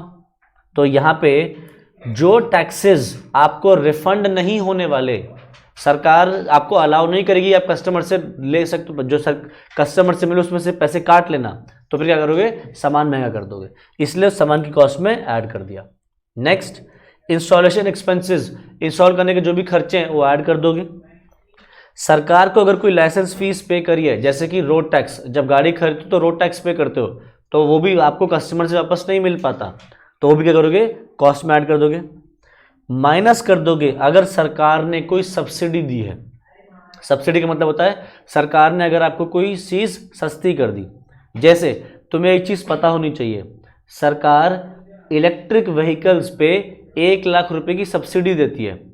अगर आपने 10 लाख रुपए की गाड़ी खरीदी इलेक्ट्रॉनिक ईवी, इलेक्ट्रॉनिक व्हीकल, तो सरकार आपको 1 लाख रुपए डिस्काउंट दे देती है, 1 लाख रुपए की सब्सिडी देती है, कहती है 9 लाख रुपए आप पे करो, 1 लाख रुपए मेरी तरफ से छूट है। और सर अगर 1 लाख की खरीदे तो हैं 1 लाख की खरीदेंगे तो तेरे को 1 लाख रुपए पहले मैं ढूंढ के दिखा दे मेरे को गाड़ी 1 लाख रुपए की सब्सिडी गाड़ी। कार नहीं, इलेक्ट्रिक स्कूटर। क्या कार्स के ऊपर है वो, इलेक्ट्रिक व्हीकल पे है, हाँ, चाहे स्कूटी हो चाहे कार, जितना मुझे लग रहा है स्कूटी पे भी होगा, कम होगा। स्कूटी पे कम होगा, क्योंकि सरकार पूरी फ्री नहीं करेगी। जहाँ सरकार सब्सिडी दे रही है तो वो ऐसा नहीं करेगी गाड़ी पे पूरा गाड़ी पे सिर्फ 1 लाख देगी और स्कूटी पूरी फ्री कर देगी। इलेक्ट्रिक व्हीकल स्कूटी पे सस्ती होगी, कम होगा सब्सिडी, सभी ले लेंगे। सर ये प्राइस हैं, जब हम लेंगे तब मिलेगा या फिर वो पहले डिडक्ट करके ये मुझे नहीं पता, मैंने अभी तक ईवी खरीदी नहीं, बट ये मुझे पता सरकार 1 लाख रुपए की सब्सिडी देती है। तो अगर आपको सब्सिडी मिल रही तो क्या हो गया, आपको पैसे कम देने पड़ रहे हैं, तो 1 लाख रुपए क्या करोगे, कॉस्ट से कम कर दोगे। फिर अगर किसी थर्ड पार्टी ने आपके बिहाफ पे पेमेंट कर दी, कोई थर्ड पार्टी आपको डोनेशन देके चली गई कि लो तुम ये खरीद लेना, तो तुम्हें क्या होगा, ऑटोमेटिकली वो चीज़ उतनी सस्ती पड़ी, क्या करोगे, कॉस्ट उतने से कम कर दोगे। फिर मशीन को ट्रायल रन के लिए भी कुछ खर्चे पड़ते हैं। मशीन जब आती है, बड़ी बड़ी मशीन्स, तो इमीडिएटली आप उनको यूज़ में नहीं लाते हो, उनका पहले ट्रायल रन होता है, वो ट्रायल रन के खर्चे पड़ते हैं। तो अगर ट्रायल रन के खर्चे पड़ रहे हैं तो क्या करोगे, कॉस्ट में ऐड कर दोगे, प्लस बोरोइंग कॉस्ट भी ऐड कर दोगे। अगर तुमने कोई लोन लिया है, उस लोन के ऊपर कोई इंटरेस्ट पे कर रहे हो, तो वो भी उसकी कॉस्ट में ऐड हो जाएगा। बट पता है ये ना अभी तुम्हें सिर्फ हल्का फुल्का ब्रीफ में बताया जा रहा है, होता क्या है, इसके ऊपर अप्लाई होता है AS 16 अकाउंटिंग स्टैंडर्ड 16, जिसका नाम है बोरोइंग कॉस्ट। ये तुम पढ़ोगे इंटरमीडिएट में आके, वहाँ पे तुम्हें सिखाया जाएगा कि भैया जब भी कोई असेट खरीदते हो, उस पर कोई लोन लेते हो, तो लोन का ब्याज हर बार ऐड नहीं होता, वो एक क्वालिफाइंग असेट के ऊपर ही ऐड होता है। अगर असेट क्वालिफाइंग है तो असेट पे जो लोन है इंटरेस्ट पे कर रहे हो वो कॉस्ट में ऐड होगा, अदरवाइज नहीं होगा। वैसे सिंपली अभी के लिए ऐसे समझो, अगर कोई रेडी टू यूज असेट खरीद रहे हो, रेडी टू यूज, तो उसके ऊपर कोई इंटरेस्ट पे कर रहे हो लोन के ऊपर, तो वो कॉस्ट में ऐड नहीं होगा। जैसे कि तुम्हें गाड़ी खरीद के ला रहे हो, गाड़ी क्या रेडी टू यूज है, शोरूम से निकालती क्या चला सकते हो, या तुम्हें गाड़ी को खुद खोल के ठीक करना है, उसके टायर लगाने हैं, सीटें लगानी है उसकी, नहीं ना, रेडी टू यूज है। तो फिर ऐसी सिचुएशन में उस गाड़ी पर जो तुम लोन ले रहे हो, उसका जो इंटरेस्ट पे कर रहे हो, वो गाड़ी की कॉस्ट में ऐड नहीं करोगे, ठीक है। वहीं अगर तुम कोई घर बना रहे हो, तो क्या घर पूरा बनवाना पड़ेगा, फैक्ट्री पूरी बना रहे हो, खुद बनवानी पड़ेगी। तो अगर एक ऐसा असेट है जो रेडी टू यूज नहीं है, वो आप बना रहे हो खुद से, उस घर को बनाने के लिए, ऑफिस को बनाने के लिए, फैक्ट्री को बनाने के लिए जो आप लोन ले रहे हो, उस लोन पर जो इंटरेस्ट पे कर रहे हो वो उसी कॉस्ट में ऐड होगा, ठीक है। तो इंटरेस्ट ऑन लोन सारे नहीं, तुम एक मोबाइल खरीदते हो, मोबाइल ईएमआई पे भी चलता है आजकल, तुमने देखोगे ईएमआई पे आता है, उस ईएमआई में भी इंटरेस्ट होता है। बताओ वो इंटरेस्ट मोबाइल की कॉस्ट में ऐड करोगे या नहीं? नहीं करेंगे। क्यों? रेडी टू यूज असेट है, ठीक है। तो हमने ध्यान रखना होता है कि असेट कैसा है। ये तुम्हारे लिए अभी रेलेवेंट नहीं है, मैं तुम्हें डीप नॉलेज दे रहा हूं कि ऐसा होता है एक्चुअली में, ठीक है। चलो, तो ये सब चीजें प्लस माइनस करोगे तो लास्ट में क्या आएगा? असेट की ओरिजिनल कॉस्ट आ जाएगी। Next, journal entries. जब हम डेप्रिसिएशन चार्ज करते हैं तो जर्नल एंट्री क्या पास करेंगे? डेप्रिसिएशन एक एक्सपेंस है हमारे लिए, तो एक्सपेंसेस होते हैं डेबिट। डेप्रिसिएशन लगाने से असेट की वैल्यू कम होती है तो असेट क्या हो जाएगा? क्रेडिट। और फिर ये डेप्रिसिएशन एक खर्चा है, खर्चे हम सारे डालते हैं अपने पास एक प्रॉफिट एंड लॉस अकाउंट में, तो उसको क्या करेंगे? ट्रांसफर करेंगे पीएनएल में। एंट्री क्या होगी? PNL account debit to depreciation, ठीक है। चलो जी, तो ये हमारी जर्नल एंट्रीज हो गई और ये हमारा वो हो गया, ठीक। आओ अपने पास एक सवाल करते हैं हम, एक मच्छर सा सवाल है, पढ़ो। मच्छर सा सवाल मतलब छोटा सा सवाल है। Jain brothers acquired a machine on 1st July 2018 at a cost of rupees 14 lakh and spent rupees 1 lakh on its installation. The firm writes off depreciation at 10% per annum of the original cost every year. The books are closed on 31st December every year. Show machinery account and depreciation account for the year 2018 and 2019. ठीक है, तो ध्यान रखना, मैं एक थोड़ा सा नए तरीके से डेप्रिसिएशन कराता हूं। तुम लोगों ने जो स्कूल में करा होता है वो स्कूल वाला कभी कभी समझ नहीं आता है, क्योंकि स्कूल में वो तरीका नहीं यूज़ करते जो मैं यहाँ पे यूज़ करने वाला हूँ। तो हम उसी तरीके से अगर एग्जाम में भी करके आएंगे तो चांसेस है कि तुम्हारा आंसर एक ही बार में ठीक हो जाएगा, ठीक है। तो हम इन सवालों को एक टाइमलाइन से करने वाले हैं, ठीक है। आओ क्वेश्चन नंबर 1। सवाल ने हमसे क्या बोला? कहता है जी 2018 और 2019 के लिए हमें बुक्स बनानी है, तो हम टाइमलाइन में 2 साल बनाएंगे अपने पास, 2018 2019। बुक्स कब क्लोज हो रही हैं? 31 दिसंबर को क्लोज हो रही हैं, मतलब स्टार्ट कब हुआ होगा ईयर?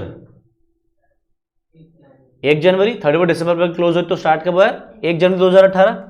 तो प्लॉट करो यहाँ पे, 1 जनवरी 18, क्लोज कब होगा? 31 दिसंबर 18, और अगला साल कब क्लोज होगा? 31 दिसंबर 19।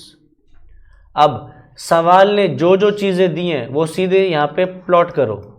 तो कह रहा है Jain brothers acquired a machine on 1st July 2018 at a cost of 14 lakhs and spent 1 lakh on its installation। 1 lakh रुपए इंस्टॉलेशन पे खर्चा किया, तो उसके साथ क्या करना चाहिए? 1 लाख रुपए के साथ ऐड कर दो उसकी कॉस्ट में, अभी डिस्कस किया था।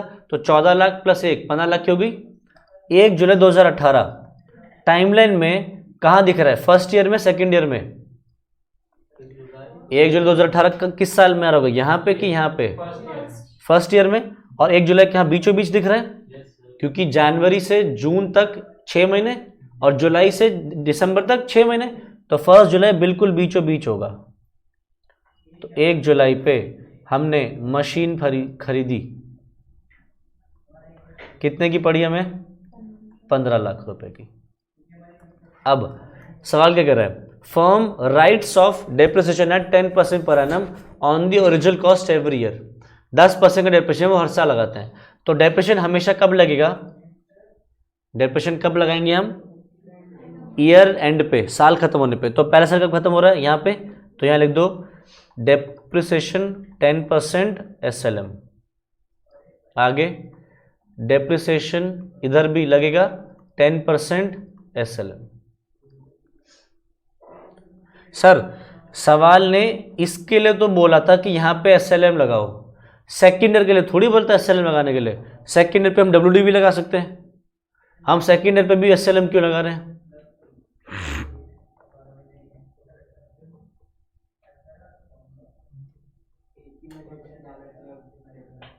कहाँ लिखा है sir?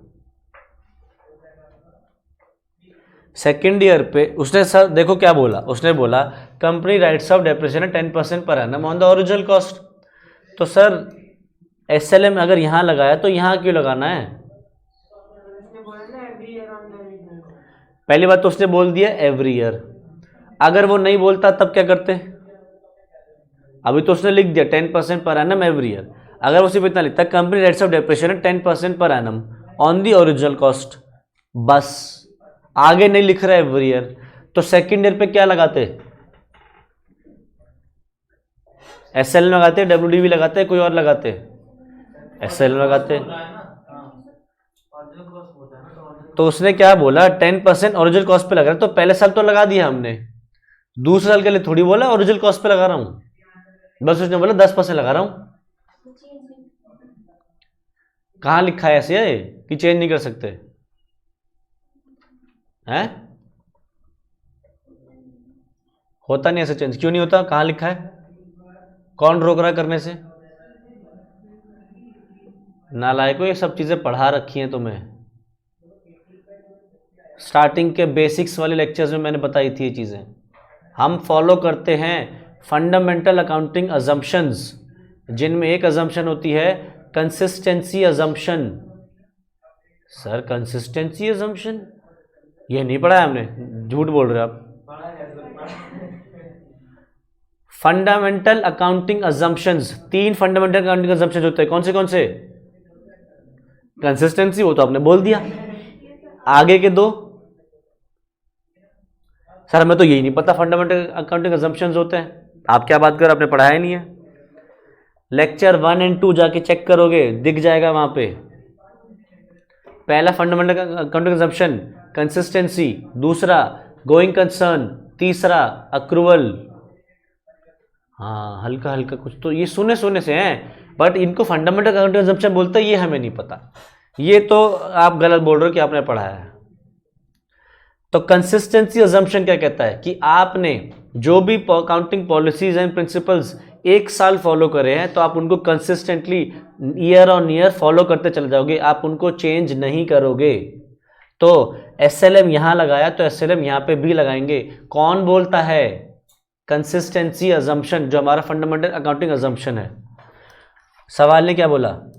Show machinery account and depreciation account for the year 18 and 19। Okay जी, चलो जी, सारा बन गया और कुछ है नहीं सवाल के अंदर। तो 2 लेजर्स बनाओ, इसके अंदर डेट का भी कॉलम बनाना।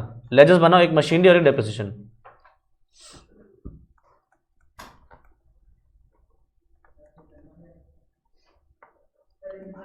मशीनरी तो एक बनाओ date, particulars amount, date particulars amount. बिल्कुल ऐसे ही नीचे बनाओ डेप्रिसिएशन का भी खाता।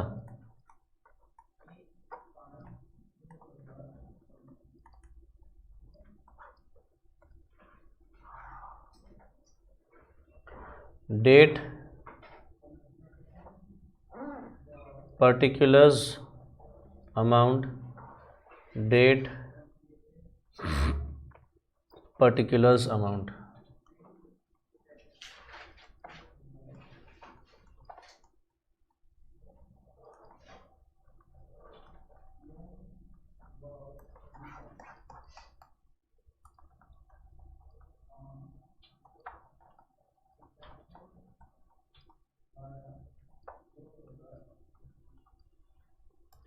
अच्छा बताना, machinery asset liability income expense में से क्या है?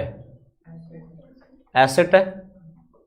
एसेट का क्या रूल होता है? एसेट बढ़ेगा तो,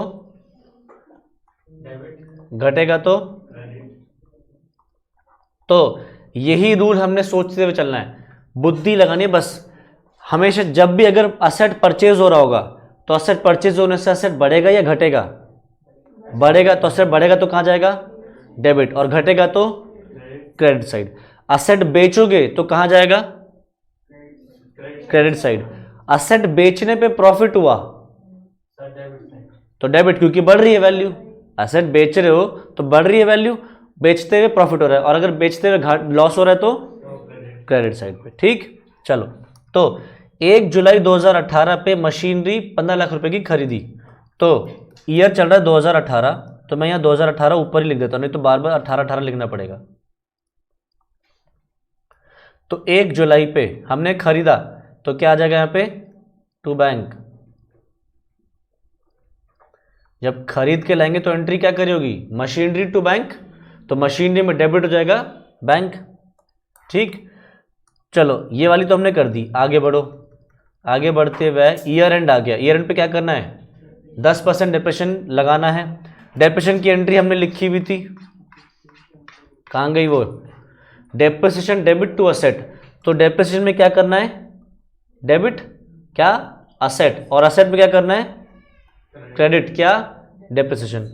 तो भाई आ जाओ, डेप्रिसिएशन में डेबिट करो असेट, तो 2018 ईयर एंड पे लगेगा, तो 31 दिसंबर पे डालो यहाँ पे बाय मशीनरी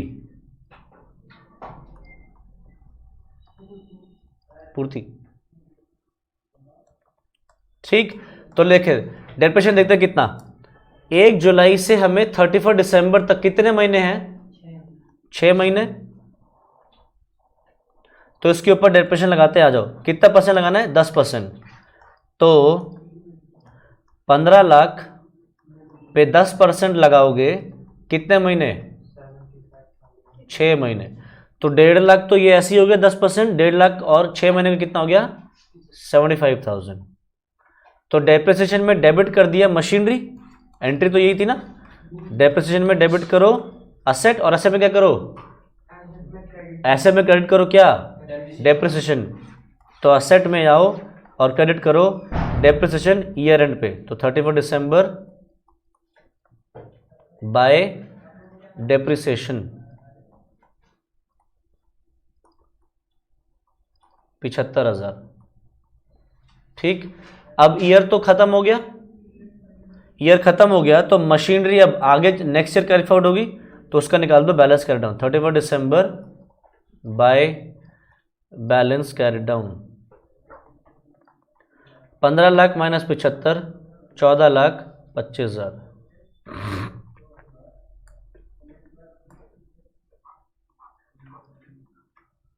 15 लाख, 15 लाख। तो 2019 में इसको पहले जल्दी से लिख दो, पहले तो ओपनिंग बैलेंस में 1 जनवरी पे टू बैलेंस ब्रॉट डाउन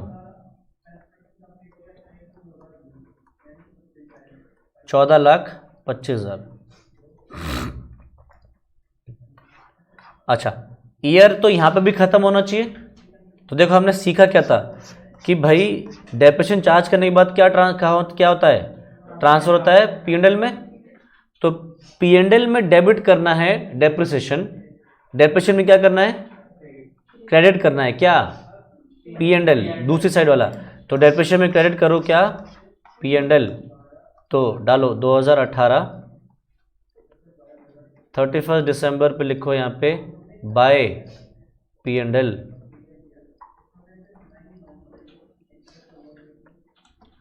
75,000।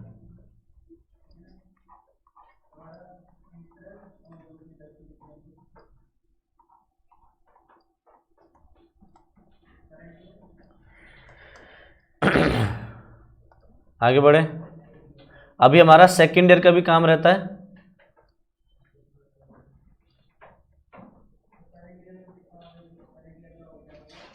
अब देखते हैं, हम अब यहाँ खड़े हैं साल की शुरुआत में, इस दौरान साल में कुछ नहीं हुआ, क्या करना है, बस ईयर एंड पे 10% डेप्रिसिएशन लगाना है SLM से। SLM मतलब ओरिजिनल कॉस्ट भी, मतलब ओरिजिनल कॉस्ट कितनी है, 15 लाख। तो फिर से डेप्रिसिएशन लगेगा ईयर एंड पे, तो डालो 2019 31 दिसंबर बाय डेप्रिसिएशन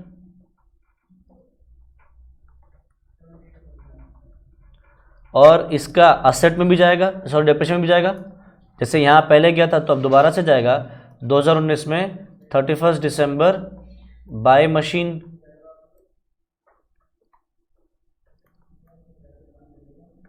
तो 15 लाख की मशीन 10%, कितने साल कितना टाइम यूज हुई इस बार, पूरे 1 साल। तो 12/12 कर सकते हो, 12/12 ना भी लिखो तो भी चलेगा क्योंकि 12 से 12 कट जाएगा। तो सीधे सीधे 15 लाख का 10% कितना हो गया?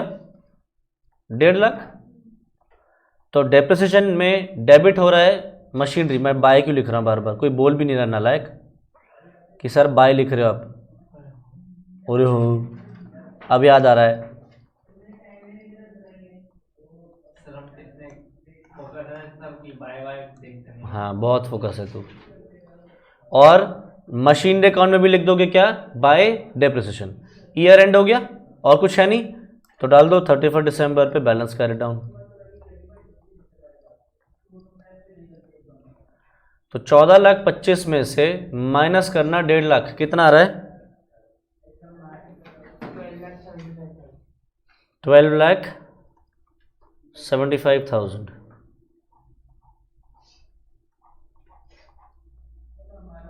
ठीक, ये क्लोज हो गया। 14,25,000 इधर आ जाएगा, 14,25,000 इधर आ जाएगा। और नीचे भी आओ, डेप्रिसिएशन का भी लेजर क्लोज करना है। तो 2019 में ईयर एंड पे क्या होगा? ये डेप्रिसिएशन कहाँ ट्रांसफर हो जाएगा? P&L में। तो बाय P&L अकाउंट 1.5 लाख, तो 1.5 लाख इधर आ गया, 1.5 लाख इधर आ गया।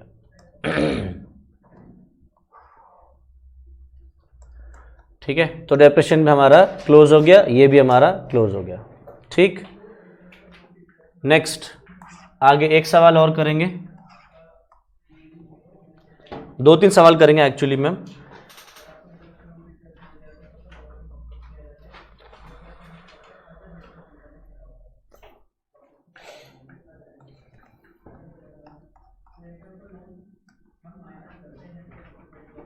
लिखो एक example. A Limited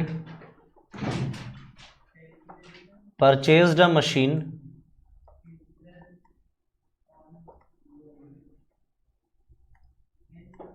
for rupees 5 lakhs on 1st April 2020. It purchased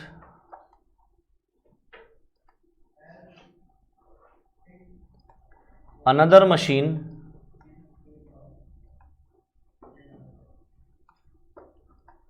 for rupees 3 lakh on 1st July 21. आगे on 31st December 21 it purchased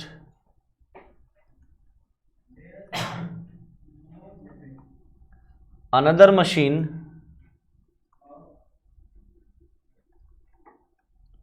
for rupees 8 lakhs.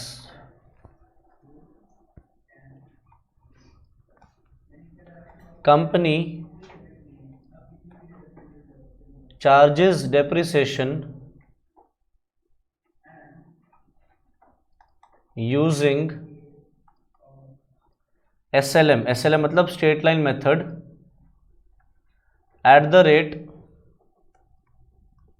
10% per annum. आगे books are closed on 31st March every year. On 31st March every year. Prepare machinery account up to 31st March 22.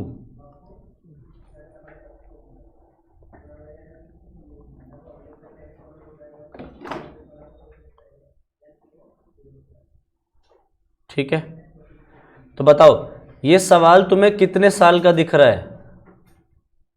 1 साल 2 साल कितना? 1 साल का, 2 साल का, 3 साल का, 4 साल का? 3 साल का। हाँ सर 2 साल का। ये सवाल 2 साल का है। बुक्स कब क्लोज हो रही हैं? 31 मार्च।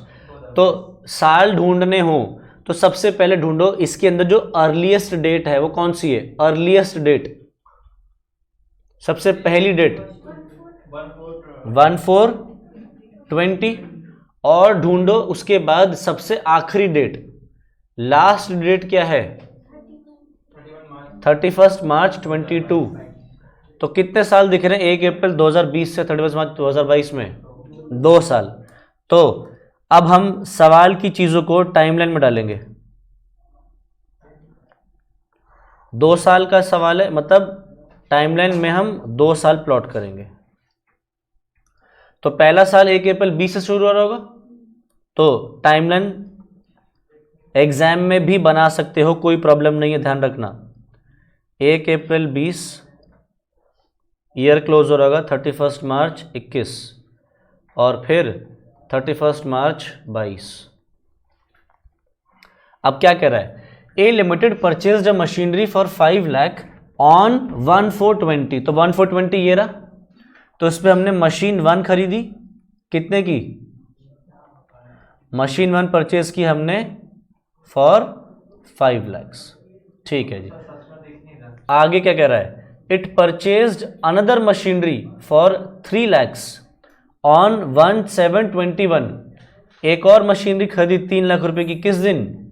1 जुलाई 2021 पे।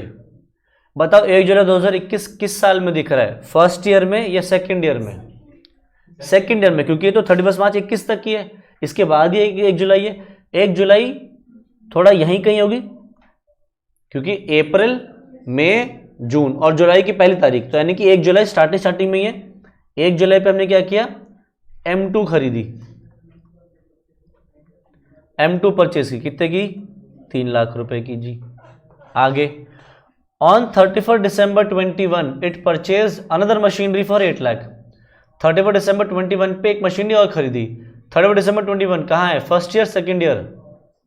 Second year. सेकंड ईयर में ईयर एंड पे डाल दूं, थोड़ा सा उससे पहले 31 दिसंबर है, तो अप्रैल में जैन फेब मार्च 3 महीने छोड़ दें तो थोड़ा सा पहले आ जाएगा। मैं यहाँ ले लेता हूँ। 31 दिसंबर पे हमने क्या किया? M3 भी परचेज करी, कितनी की? 8 लाख की। आगे company charges depreciation using SLM at 10% per annum. 10% depreciation charge करते हैं SLM से। डेप्रिसिएशन हर साल कब लगेगा? ईयर एंड पे। तो यहां पे लिख दो डेप्रिसिएशन 10% SLM।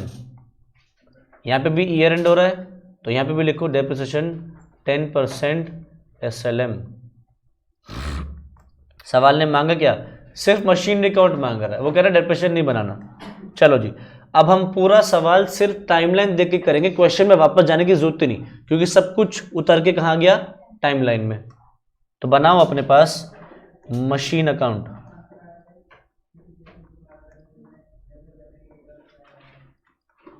तो उसके अंदर भी वही सेम 3 कॉलम बनाएंगे हम। डेट,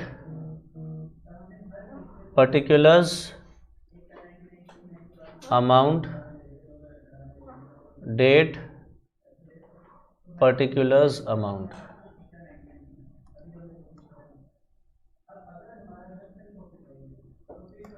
चलो जी,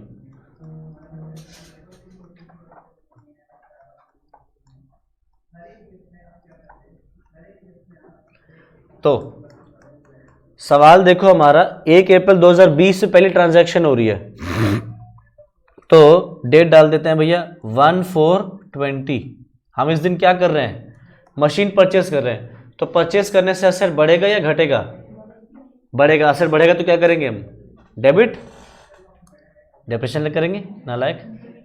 डेबिट करेंगे। मशीन खरीद रहे हैं तो असर बढ़ेगा तो डेबिट। 5 लाख का खरीदा तो डाल दो यहाँ पे टू बैंक 5 लाख। तो हमने ये काम कर दिया। अब आगे बढ़ते हैं। आगे बढ़े तो क्या दिखता है, ईयर एंड आ गया जी। 31 मार्च पे सीधे सीधे क्या करो, डेप्रिसिएशन लगा दो SLM मेथड से।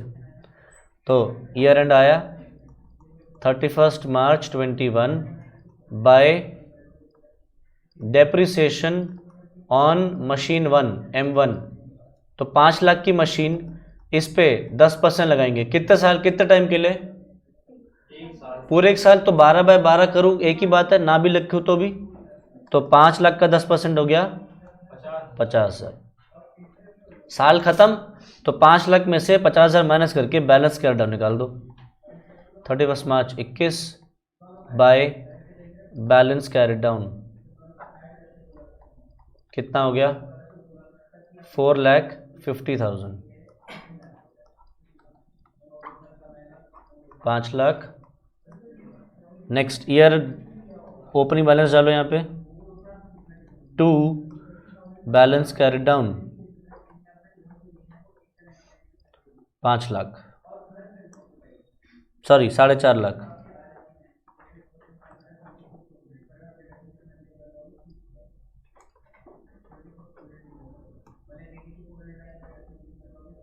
करें। अब देखो यहां तक का काम हो गया, अब आगे बढ़ो। आगे बढ़े तो क्या दिखता है, 1 जुलाई पे सेकंड मशीनरी खरीदी 3 लाख रुपए की।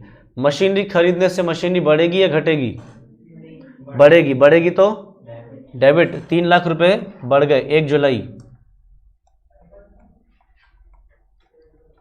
To bank 3 lakh. ठीक है जी, आगे बढ़ते हैं।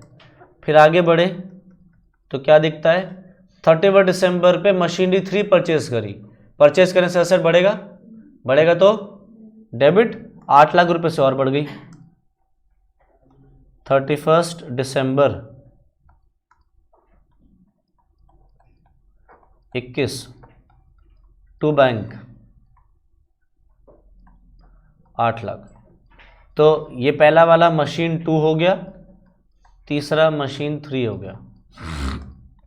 चलो जी, अब आगे बढ़ते हैं। आगे बढ़े तो क्या दिखा, अब जी ईयर एंड हो गया है, डेप्रिसिएशन चार्ज करना है। ओके, तो हम एक एक करके तीनों पे डेप्रिसिएशन चार्ज करेंगे, बट अलग अलग दिखाऊंगा मैं। तो 31 मार्च 22 बाय डेप्रिसिएशन, तो मशीन 1 किस वैल्यू पे डेप्रिसिएशन चार्ज होगा, SLM मेथड है। मशीन 1 पे डेप्रिसिएशन किस पे लगाओगे, किस वैल्यू पे, 5 लाख की 4.5 लाख, 5 लाख। ओरिजिनल कॉस्ट पे चार्ज होता है। ओरिजिनल कॉस्ट कितनी थी मशीन 1 की, 5 लाख। इस पे 10% कितने टाइम के लिए, पूरा 1 साल यूज हुई है, इसमें तो कोई चेंजेस ही नहीं है, 50,000। आगे मशीन 2, मशीन 2 कितने की खरीदी थी, 3 लाख की। 3 लाख पे हम 10% चार्ज करेंगे, और कितने महीनों के लिए, जितने महीने मशीन यूज हुई है या जितने महीने यूज नहीं हुई। जितने महीने यूज हुई है, तो कितने महीने यूज हुई है, टाइमलाइन से देखो।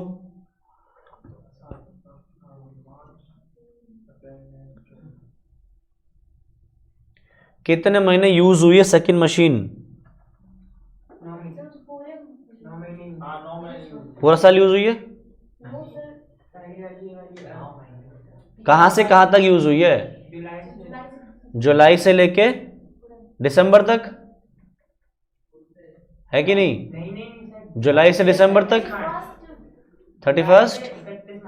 सर पूरा साल यूज हुई है, ऐसे मतलब पूरे साल यहां से यहां तक पूरे साल, तो कितने महीने हो गए ये, 9 महीने। तो 9 महीने का इसके ऊपर डेप्रिसिएशन चार्ज होगा। टाइमलाइन से दिखता है कि भैया कहां से कहां तक का लगाना है, यहां से यहां तक 9 मंथ्स हुए। तो 3 लाख इंटू 10% इंटू 9/12 कितना आ रहा है, 22,500। आगे मशीनरी 3 8 लाख की थी, उस पर 10% चार्ज करेंगे। टाइमलाइन में देख के बताओ कितने महीने, 3 महीने। 3 महीने, यहाँ से यहाँ तक 3 महीने होते हैं। 4 महीने सर, नहीं सर 3 महीने है। हाँ, थर्ड मशीन कह रहा हूँ मैं, यहाँ से यहाँ तक 3 महीने हुए।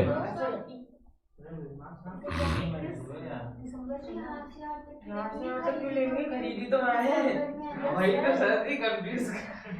यहाँ से यहाँ तक मैं जो कंफ्यूज कर रहा हूं वो तुम खुद को कंफ्यूज करते हो, वो काम बस मैं बाहर से कर रहा हूं, तुम अंदर से खुद को कंफ्यूज करते हो, मैं सामने सामने बैठे कंफ्यूज कर रहा हूं।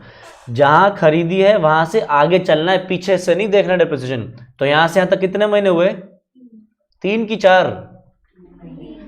3। वो बैठा पीछे पागल नालायक 4 बोल रहा था इतनी देर से। नहीं सर, मैं सोचा था कि 1 दिसंबर से है तब 4 दिन। तो 31 दिसंबर से 31 मार्च तक 3 महीने हुए, तो 8 लाख पे 10% 3 महीने के लिए कितना आ रहा है? कितना आया? 20। ओके, तो ठीक है, तीनों पे डेप्रिसिएशन चार्ज कर दिया। अब निकाल दो सीधा सीधा बैलेंस कैरी डाउन।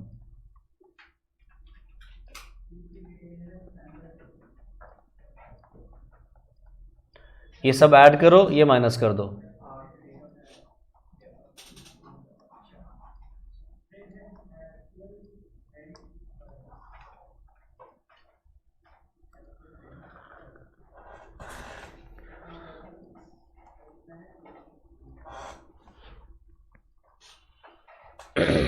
कितना आ रहा है?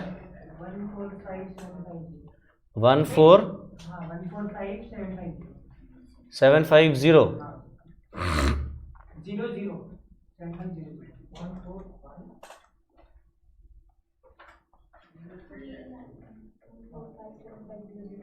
1457500। ठीक है, इतने में किसी को कोई डाउट है?